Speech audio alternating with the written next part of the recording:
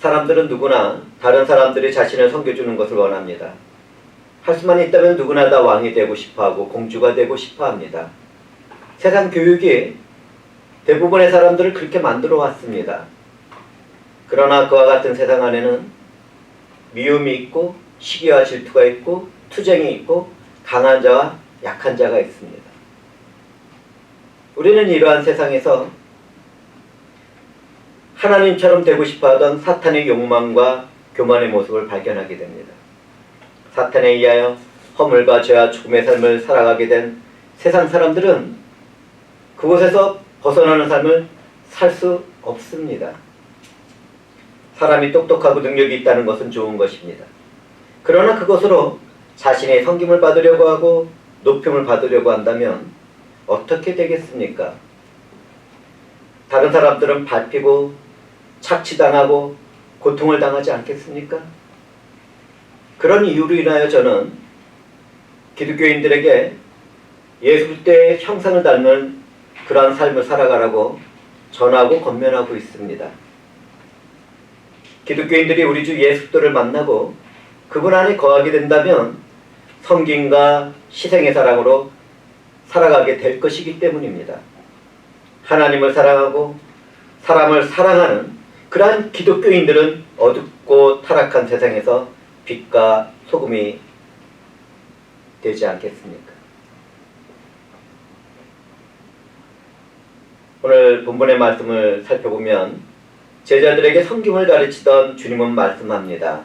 인자가 온 것은 섬김을 받으려 함이 아니라 도리어 섬기려 하고 자기 목숨을 많은 사람의 대속물로 주려 함이니라. 저는 오늘 이러한 주님의 말씀 안에서 발견된 몇 가지 단어의 의미와 함께 주님의 희생의 사랑을 말씀으로 나눠보려고 합니다. 저의 마음과 영혼에는 주님의 말씀에서 인자와 섬김과 대속물이라는 단어가 강한 충동으로 새겨졌기 때문입니다. 주님은 자기 자신을 가리켜 인자라고 말씀을 합니다. 인자라는 용어는 사람의 아들을 말합니다. 구약 성경에서는 때로는 개인으로, 때로는 하나님의 백성의 대표로 인자라는 용어를 사용하고 있습니다. 그런데 주님이 제자들에게 자신을 인자라고 말씀하실 때는 다니엘서에 기록된 뜻을 인용하고 있었습니다. 다니엘 선지자는 환상 중의 인자에 대해서 예언을 합니다. 내가 또 환상 중에 보니 인자 같은 이가 하늘 구름을 타고 와서 옛적부터 항상 계신 이에게 나아가 그 앞으로 인도되며 그에게 권세와 영광과 나라를 주고 모든 백성과 나라들과 다른 언어를 말하는 모든 자들이 그를 섬기게 하였으니 그의 권세는 소멸되지 아니하는 영원한 권세여 그의 나라는 멸망하지 아니할 것이니라. 주님이 자신을 인자라고 말씀하실 때는 살아계신 하나님의 아들이 이 땅에 오신 것을 강조하고 있었습니다. 주님은 인자가 하나님의 영원한 나라를 다스리는 분이라는 것을 말씀하고 있었습니다. 인자이신 예수 그리스도는 심판의 주인으로서 미래에 오실 메시아입니다. 그러나 이미 그분은 하나님의 영원한 나라를 다스리고 통치하기 위하여 이 세상에 오셨습니다. 그런데 구원주이신 예수 그리스도의 통치 방법은 세상의 신과 능력으로 다스리는 것이 아니었습니다. 하나님의 아들이 사람의 아들로 이 세상에 와서 통치하신 방법은 사랑과 은혜가 충만한 희생과 섬김이었습니다. 우리는 복음서를 통해서 주님의 말씀을 듣습니다. 주님은 중풍병자를 고치면서 인자가 땅에서 죄를 사하는 권세가 있는 줄을 너희로 알게 하려 하겠다는 말씀을 하셨습니다. 그 후에 또 그분은 안식일이 사람을 위하여 있는 것이지 사람이 안식일을 위해서 있는 것이 아니라는 가르침을 주는 가운데 인자는 안식일의 또 주인이라고 말씀을 하셨습니다. 사람의 아들이라는 인자라는 단어에는 모든 것의 근원이며 주인이신 하나님의 아들의 왕으로 이 땅에 왔다는 것과 심판주로 다시 오실 것이라는 이중적인 의미가 들어있었습니다. 우리는 주님의 가르침 중에서 하늘에서 내려온 자, 곧 인자 외에는 하늘에 올라갈 자가 없느니라는 말씀을 듣습니다. 그 일을 이루기 위해서는 모세가 광야에서 뱀을 든 것 같이 인자도 들려야 했는데, 그것은 십자가 위에서 주님의 고난과 죽음을 말하는 것이었습니다. 주님이 그렇게 대할 이유는 믿는 자마다 영원한 생명을 얻게 하려고 하는 하나님의 목적이 있었기 때문입니다. 주님은 하늘과 땅을 이어주는 유일한 사람의 아들이었습니다. 인자로 이 땅에 온 그분을 통하여 하나님의 사랑이 이 땅에서 이루어지고 구원과 은혜의 때가 주어졌습니다. 주님은 제자들에게 영생하도록 있는 양식을 위하여 일을 하라고 말씀하셨습니다. 그렇다면 영생하도록 있는 양식을 위하여 일하는 것은 무엇입니까? 한번 생각해 보시겠습니까? 예수 그리스도는 하나님이 보낸 일을 믿는 것이 하나님의 일이라고 말씀을 합니다. 하나님은 세상을 창조하기 전에 구원받을 자들이 예수를 믿도록 은혜를 베풀었습니다. 주님은 아버지의 뜻대로 그분께 나오는 자를 결코 내쫓지 않으며 마지막 날에 다시 살리실 것을 약속하셨습니다. 이와 같이 예배자로 살아가는 우리는 주님의 약속입니다. 감사하는 찬송의 입술입니다. 주님의 영광과 이름을 위하여 살아가는 그분의 백성이며 자녀가 바로 기독교인으로서 예배드리는 우리들인 것입니다.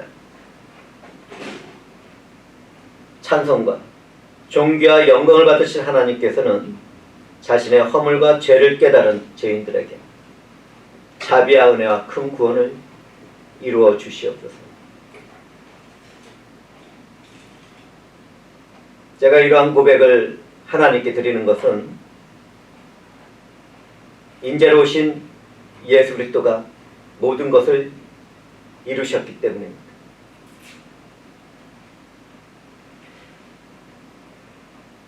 우리는 사람의 아들이라는 인자라는 단어에서 구원과 은혜를 베푸는 구원자라는 것과 그것을 믿지 않는 사람들을 심판하는 심판주라는 것을 살펴보았습니다. 이제 저는 인자라는 의미를 첫사람 아담과 비교하면서 말씀을 나누려고 합니다. 예수 그리스도 안에서 우리는 이롭다함을 받은 사람들입니다. 우리 주 예수 그리스도로 인하여 하나님과 화평을 누리게 된 것이 기독교인들의 모습입니다. 우리가 아직 죄인이 되었을 때 그리스도께서는 우리를 위하여 죽으심으로 하나님의 우리에 대한 자기의 사랑을 확증하도록 하셨습니다. 태초에 한 사람 아담으로부터 죄가 세상에 들어오고 죄로 인하여 죽음이 들어왔습니다. 그날 이후로부터 인류의 역사 안에서 죽음이 왕노릇을 했습니다. 그러나 공의와 거룩함과 사랑이 충만하신 하나님은 그런 세상을 그냥 놔두지 않았습니다. 하나님은 자신의 아들 예수 그리스도를 성령으로 잉태하여 여자의 몸에서 태어나도록 하셨습니다. 모든 것을 창조한 말씀이었던 하나님의 아들이 사람의 아들인 인자로 이 세상에서 태어나게 된 것입니다. 하나님은 한 사람 아담의 범죄로 인하여 사망이 왕노릇하게 된 세상을 새롭게 창조하려고 계획하셨고 그 일을 성취하고 있었습니다. 우리 주 예수 그리스도는 생명 안에서 왕노릇을 하는 인자였습니다. 한 사람이 순종하지 않아서 많은 사람이 죄인이 된 것 같이 한 사람이 순종함으로 많은 사람이 의인이 된 것입니다.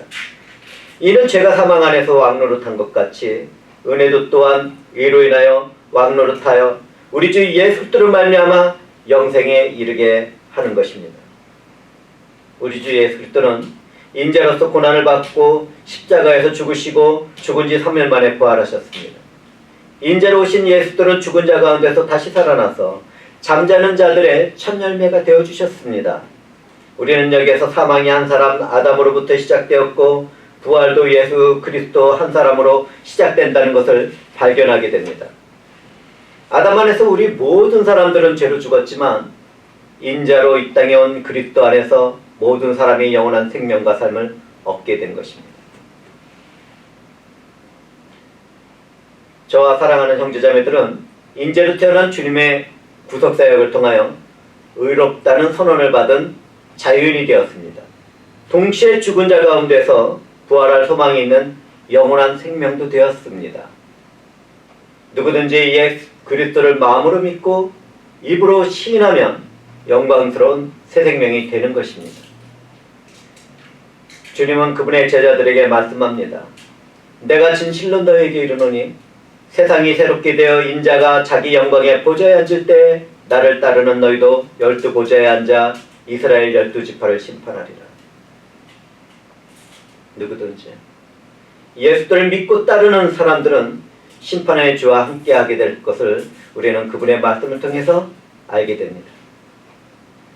주님은 이 일을 이루기 위하여 율법 아래서 태어나셨습니다. 사역을 시작하기 전에는 세례를 받고 성령에 이끌려 광야에서 40일 동안 사탄에게 시험도 받았습니다. 우리는 누가복음을 통하여 성령으로 잉태된 여자의 자손인 예수의 족보를 살펴볼 수가 있습니다. 우리는 여기에서 인재에 대한 의미를 충분히 깨달을 수가 있게 됩니다. 예수님의 가르침을 시작할 때 누가는 예수 그리스도에서 시작한 족보를 쏘올라가며 하나님으로부터 족보를 마무리합니다. 마태는 왕으로서 온 예수를 증거하는 족보에서 언약을 근거로 아브라함과 다윗의 자손 예수 그리스도를 말하고 있었습니다. 그러나 누가는 사람의 아들로 태어난 인자가 하나님의 아들이라는 것을 증거하고 있었던 것입니다. 누구든지 복음으로 인해서 사람의 아들로 태어난 예수 그리스도를 믿게 된다면 하나님을 발견하고 하나님의 영광과 빛을 볼 수 있게 됩니다. 저는 말씀을 전할 때 복음에만 집중하는 일을 깊이 하고는 합니다. 제가 그렇게 하는 것은 성령의 역사하심을 바라보기 때문입니다. 누군가 제 설교를 집중해서 끝까지 듣게 되었다면 성령의 역사가 그 사람의 마음과 영혼을 열어놓은 것입니다. 성경은 복음과 예수 그리스도 안에서 나타나는 하나님의 영광과 빛을 증거하며 말씀합니다. 만일 우리의 복음이 가리었으면 망하는 자들에게 가려진 것이라.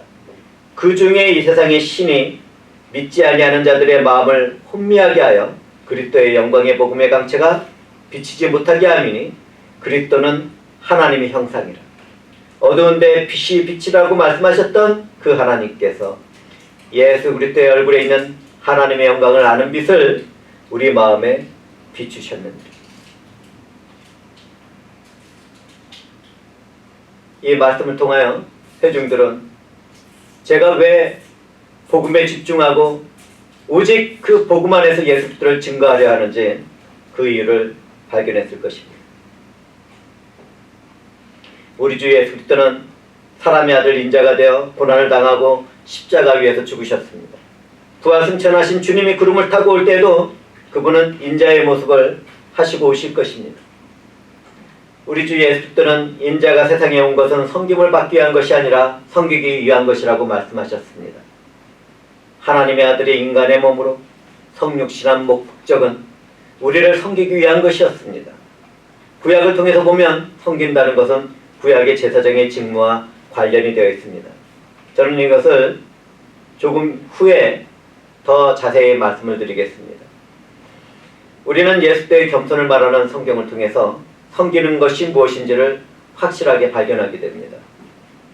성경 말씀입니다. 그는 근본 하나님의 본체시나 하나님과 동등됨을 취할 것으로 여기지 아니하시고 오히려 자기를 비워 종의 형체를 가지사 사람들과 같이 되셨고 사람의 모양으로 나타나사 자기를 낮추시고 죽기까지 복종하셨으니 곧 십자가의 죽으심이니라. 우리 주 예수 그리스도는 사랑하는 하나님과 우리를 섬기기 위하여 겸손하게 낮아지셨습니다. 이것을 신학적인 용어로 예수 그리스도의 비하라고 말을 합니다. 겸손하게 낮아진 예수도의 섬김 안에서 우리는 영원한 생명이 되었습니다. 하나님은 이 일을 이룬 예수도를 높이시고 모든 이름 위에 뛰어난 이름을 주셨습니다. 하늘에 있는 자들과 땅 아래에 있는 자들로 모든 무릎을 예수도의 이름에 꿇게 하였습니다. 모든 입으로 예수도를 주라 시인하며 하나님 아버지에게 영광을 돌리도록 그분은 결정하셨고 그 일을 성취하셨습니다. 내가 이 모든 일을 이루신 예수도 안에서 살아가고 있습니까? 그렇다면 나도 주님처럼 나 자신 겸손한 모습 가운데 희생적인 사랑에 이르기까지 섬기는 삶을 살아가고 있을 것입니다. 그런데 내게는 그런 열매가 아직 맺어져 있지 않습니까? 그렇다면 나는 주님의 사랑과 은혜를 받은 사람인지 깊이 생각을 해보고 그러한 열매를 맺을 수 있게 해달라고 간구하는 기도의 자리로 나가야 할 것입니다. 구약의 제사장들은 자기의 죄와 백성들의 죄를 위하여 희생제물을 잡아야 했지만 주님은 단번에 자기 자신을 들여 영원한 제사장이 되었습니다. 영원한 생명이신 예수님의 제사장 직분은 영원할 수밖에 없습니다. 예수님은 자기를 힘입어 하나님께 나가는 자들을 온전히 구원하실 수 있는 분인 것입니다. 주님은 어제도 오늘도 내일도 항상 살아있어서 하나님께 나아가는 자들을 위하여 간구하시는 분인 것입니다. 예수님은 제사장으로 와서 창조에 속하지 않은 더 크고 온전한 장막으로 돌아가셨습니다. 그것은 염소와 송아지에 필요한 것이 아닙니다. 오직 자기의 피로 영원한 속죄를 이루시고 단번에 성소에 들어가셨습니다. 구약의 때는 염소와 황소의 피와 암송아지의 죄를 부정한 자에게 뿌려 일시적이지만 그 육체를 정결하게 하고 거룩하게 하였습니다. 그 일은 단번에 자기 자신을 속죄제물로 바친 예수 그리스도를 예표하고 있었습니다. 영원한 성령으로 흠없는 자기를 하나님께 드린 그리스도의 피가 우리의 양심을 죽은 행실에서 깨끗하게 하고 살아계신 하나님을 섬기도록 만드신 것입니다. 그런데 오늘날 우리들은 이런 말씀에서 실패하고 있는 기독교인들을 너무나 쉽게 발견하게 됩니다. 그렇다면 우리의 양심을 죽은 행실에서 깨끗하게 하지 못하는 이유는 무엇입니까? 살아계신 하나님을 섬기지 못하는 까닭은 무엇입니까? 몇 가지의 실례를 제가 들어보겠습니다. 기독교인으로 살아가는 한 사람이 믿음이 없는 부모를 구박하고 형제를 시기하고 미워하면서 사랑을 나누지 못합니다. 이러한 일들이 얼마나 많은 교회 안에서 이루어지고 있는지 모릅니다. 사랑은 식었고 무정하고 자기밖에 모르는 이심 가운데 살아갑니다. 또 한 예를 더 들어볼까요? 다툼이 있는 한 가정에서 아내와 남편이 서로 불화를 이루는 가운데 이혼을 계획했습니다. 그런데 믿는 남편이 믿지 않는 자기의 부인에게 욕을 하고 폭력을 가하며 온전한 사랑을 나누지 못하면서 자기는 예수 그리스도를 믿는 기독교인이라고 말을 합니다. 어떻게 이런 일이 있을 수 있겠습니까?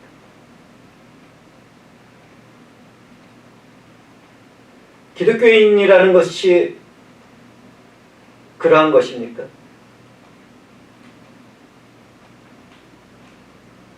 또 어떤 사람은 자신의 음란한 삶을 털어내지 못합니다. 술과 약물에 중독된 삶에서 빠져서 허우적거리는 사람도 있습니다. 그런데 이런 사람들이 자신은 예수 그리스도를 알고 믿는다고 말을 합니다.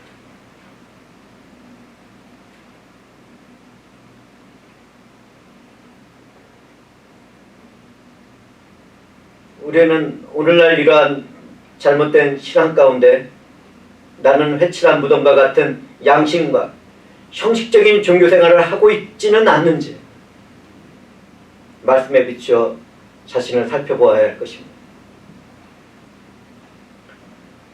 우리는 성경을 통하여 우리 몸을 하나님이 기뻐하는 거룩한 산제물로 드리라는 말씀을 듣습니다.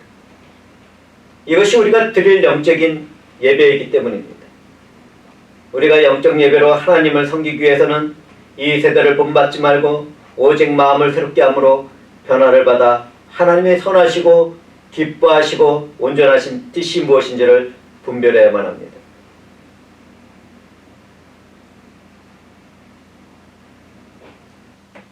그런데 혹시 나는 너무나 오랫동안 나쁜 습관이 생활화되어 있는 그런 삶을 살아가고 있지는 않습니까? 만약 내가 그와 같은 기독교인이라면 애통한 회개의 자리로 나가야만 할 것입니다.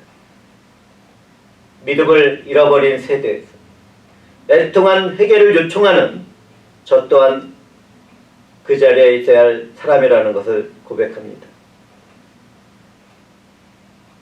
자비와 은혜가 풍성하신 하나님은 그러한 자리로 나온 사람들마다 만나주시고 치료하시고 회복하시고 권능으로 함께 동행하실 것입니다.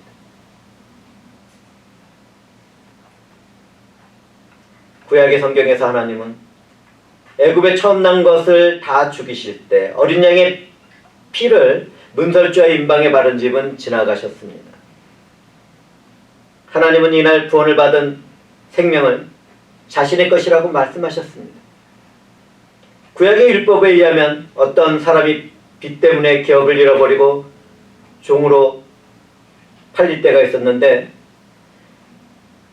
그와 같은 사람과 재산은 그 사람의 가까운 친척이 대속금을 지불하여 대속을 받을 수 있도록 정해놓았습니다. 바로 우리 주 예수 그리스도가 우리를 위하여 대속물이 되어주신 것을 예표하고 있는 것입니다. 하나님은 그분의 백성을 애굽에서 구원할 것을 구속이라고 말씀합니다. 창조자 하나님은 자신의 신과 능력으로 구속의 뜻을 이루셨습니다. 시편 기자는 하나님을 노래하며 아무도 자기나 자기의 형제를 구원하지 못한다는 말씀을 전하고 있습니다. 대속하는 속전을 하나님께 바치지도 못하는 것은 그들의 생명을 속량하는 값이 너무나 엄청나서 영원히 마련하지 못할 것이라고 그는 노래하고 있었습니다. 그와 같은 일은 누가 이룰 수 있겠습니까? 그와 같은 일은 오직 우리 주 예수 그리스도께서만이 이룰 수 있는 것입니다. 우리 주 예수 그리스도는 모든 사람을 위하여 죽은 것이 아니라 많은 사람을 대신해서 죽었습니다. 이 많은 사람이라는 것은 인종이나 나이나 성별이나 가난하거나 부자거나 높거나 낮거나 상관없이 모든 믿는 사람을 말하고 있는 것입니다. 우리 주님은 모든 인류를 위하여 십자가에서 죽었지만 아버지가 생명을 준 사람들인 믿는 사람들만 구원하십니다. 저는 이와 같은 대속의 비밀에 대해서 논쟁을 벌이는 사람들을 자주 보게 됩니다. 그런데 우리는 이것을 알아야만 합니다.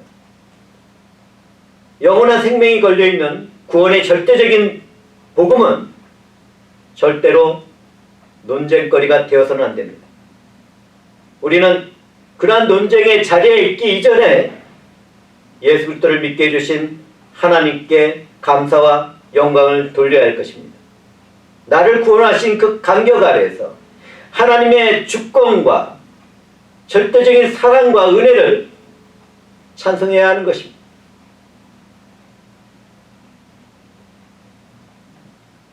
대속물이라는 것은 노예를 해방시켜주기 위해 지불한 대가를 말합니다. 예수님은 모든 믿는 자들을 대신하여 자기의 목숨을 주기 위하여 이 세상에 오셨습니다. 우리는 여기에서 예수 그리스도의 죽음의 의미를 살펴볼 수 있어야만 합니다. 그리스도의 죽음은 자발적인 희생이었습니다. 주님은 자기 스스로가 자기의 양들을 위하여 목숨을 버린다고 말씀하셨고 십자가 위에서 그 모든 일을 이루셨습니다. 그런데 어떤 사람들은 이러한 말씀을 가지고 자살을 하는 것을 아름답게 말하는 사람들이 있습니다. 그러나 창조된 피조물인 인간은 하나님이 준 생명을 스스로 버릴 권리가 없습니다.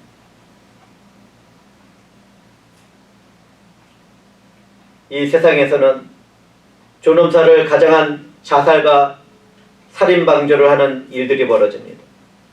그와 같은 일은 하나님 앞에서 죄를 범하는 것입니다. 그 누구도 그와 같은 일을 해서는 안 됩니다. 또한 특별한 이유가 없이 쾌락을 즐기다가 낙태를 하는 여성들도 하나님 앞에서 죄를 범하는 것입니다. 그것은 여성에 대한 인권이 아니라 살인 행위입니다. 어떻게 기독교인들이 그와 같은 살인 행위들을 옳다고 말할 수 있고 그러한 세상의 일에 동조를 할 수 있겠습니까?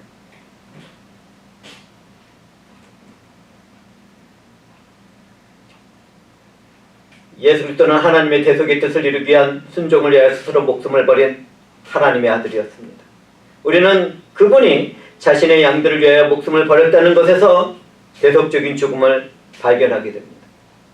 우리 주 예수 그리스도는 우리가 받아야 할 죄와 죽음에 대한 저주를 받으셨습니다.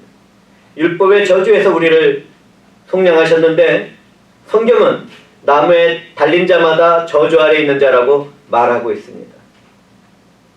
그와 같이 우리 주님은 우리가 받아야 할 저주를 대신해서 십자가에서 고난을 받으시고 죽으셨습니다.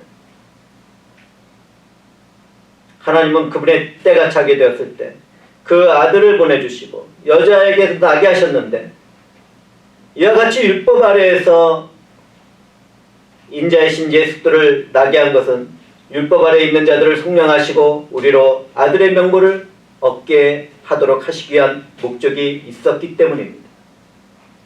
우리 주님은 그 모든 일을 이루기 위하여 십자가에서 죽고 부활하셨습니다.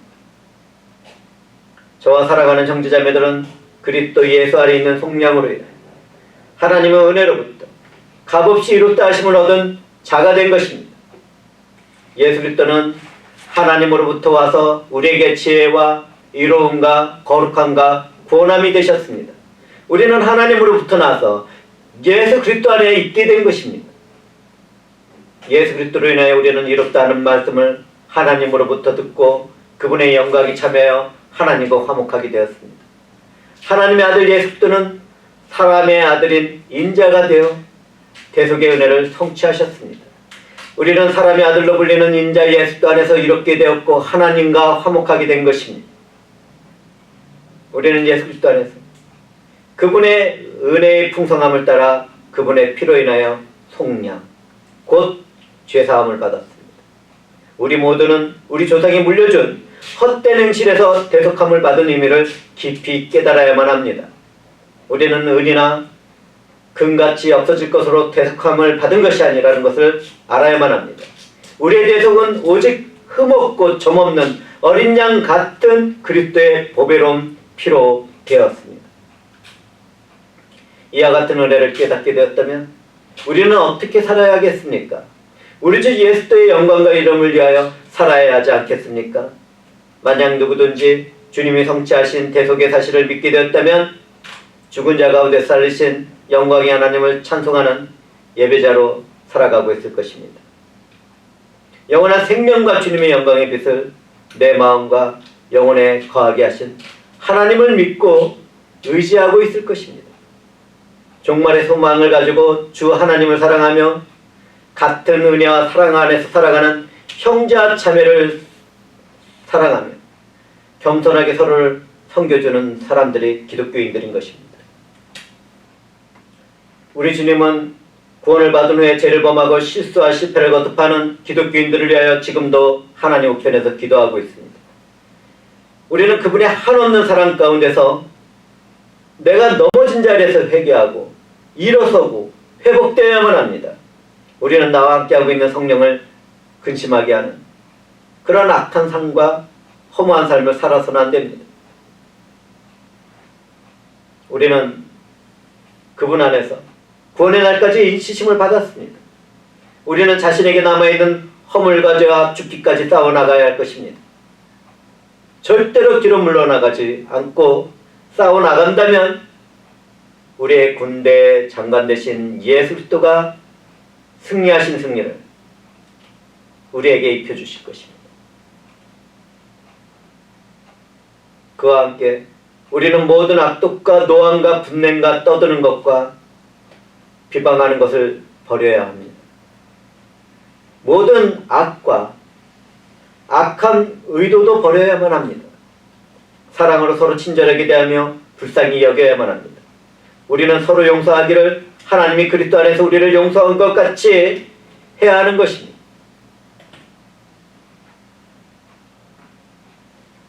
그렇다면 우리는 왜 그와 같은 삶을 살아가야 하겠습니까? 우리의 구속주 되신 예수 그리스도는 하나님의 아들이십니다. 세상을 창조하기 전부터 찬송과 존귀와 영광을 받으시던 그분이 나를 위하여 사람의 아들인 인자로 태어나셨습니다. 그분은 희생의 값을 지불하여 나를 사셨습니다. 우리 주 그리스도가 나를 죄로부터 구원하기 위하여 자신을 죽기까지 낮추시고 섬겨주셨습니다. 그런데 어떻게 우리가 그와 같은 큰 구원을 이루신 주님의 은혜와 사랑을 잊을 수가 있겠습니까? 주님에 의하여 새 사람을 입은 사람들은 하나님이 택하고 거룩하게 한 사랑을 받은 사람들입니다. 그러므로 우리는 긍휼과 자비와 겸손과 온유와 오래 참음으로 옷을 입은 삶을 살아가야만 합니다. 누구에게 불만이 생겼다면 주님이 우리를 용서한 것 같이 서로 용서를 해야 합니다. 그리고 이 모든 것 위에 하나님의 절대적인 사랑을 더해야 할 것입니다. 무엇이든지 뜨겁게 서로 사랑하게 된다면 그 사랑은 허다한 죄를 덮게 될 것이고 하나님의 영광이 그 위에 있게 될 것입니다.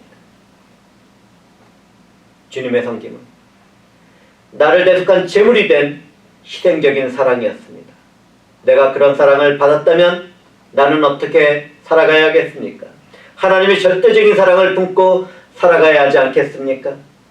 누구든지 서로를 사랑하면 사망에서 옮겨 생명으로 들어갔다는 것을 알게 될 것입니다. 우리는 인자로 오신 예수의 희생의 성경을 받고 사랑이신 하나님께 속한 그분의 백성들이며 자녀인 것입니다. 사랑하는 분들은 하나님으로부터 나서 하나님을 아는 사람들입니다.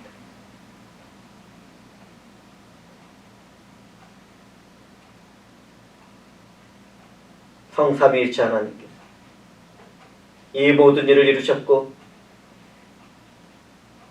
그분의 영광과 이름을 위하여 지금도 성령으로서 함께 동행하고 있습니다.